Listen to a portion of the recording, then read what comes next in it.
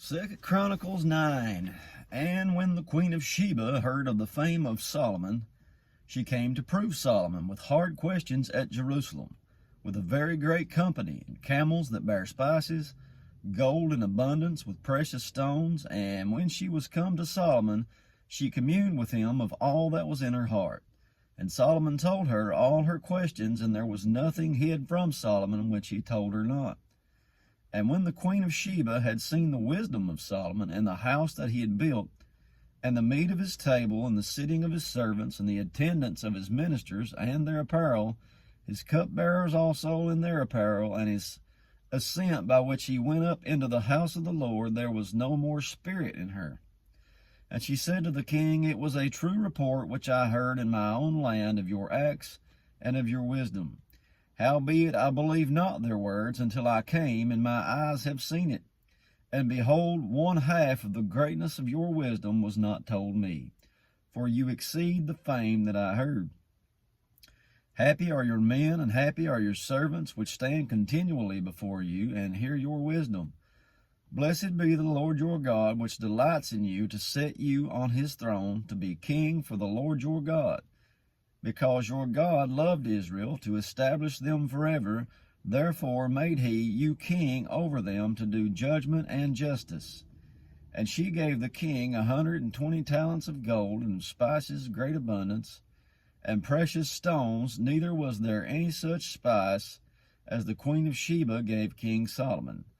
And the servants also of Hiram, and the servants of Solomon, which brought gold from Ophir, brought algum trees and precious stones. And the king made of the algum trees terraces to the house of the Lord, and to the king's palace, and harps and psalteries for singers. And there were none such seen before in the land of Judah. And King Solomon gave to the queen of Sheba all her desire whatsoever she asked, beside that which she had brought unto the king. So she turned and went away to her own land, she and her servants. Now the weight of gold that came to Solomon in 1 year was 666 talents of gold. It's an ominous number, isn't it? Beside that which chapmen and merchants brought, and all the kings of Arabia and governors of the country brought gold and silver to Solomon. And King Solomon made 200 targets of beaten gold. 600 shekels of beaten gold went to one target. And 300 shields made of beaten gold, 300 shekels of gold went to one shield.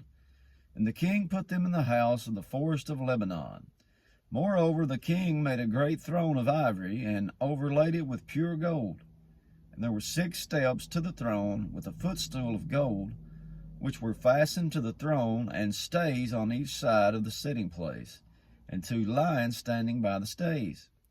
And 12 lions stood there on the one side and the other upon the 6 steps. There was not the like made in any kingdom. And all the drinking vessels of King Solomon were of gold.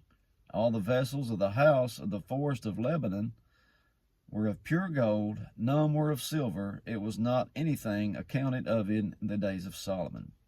For the king's ships went to Tarshish with the servants of Hiram. Every 3 years once came the ships of Tarshish, bringing gold and silver, ivory and apes and peacocks.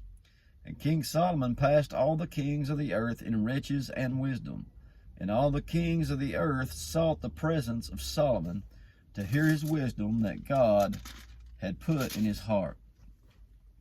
And they brought every man his present, vessels of silver and vessels of gold, raiment, harness, spices, horses, and mules, a rate year by year. And Solomon had 4,000 stalls for horses and chariots, and 12,000 horsemen, whom he bestowed in the chariot cities and with the king at Jerusalem. And he reigned over all the kings from the river, even unto the land of the Philistines, and to the border of Egypt. And the king made silver in Jerusalem as stones, and cedar trees made he as the sycamore trees, and are in the low plains in abundance. And they brought unto Solomon horses out of Egypt and out of all lands.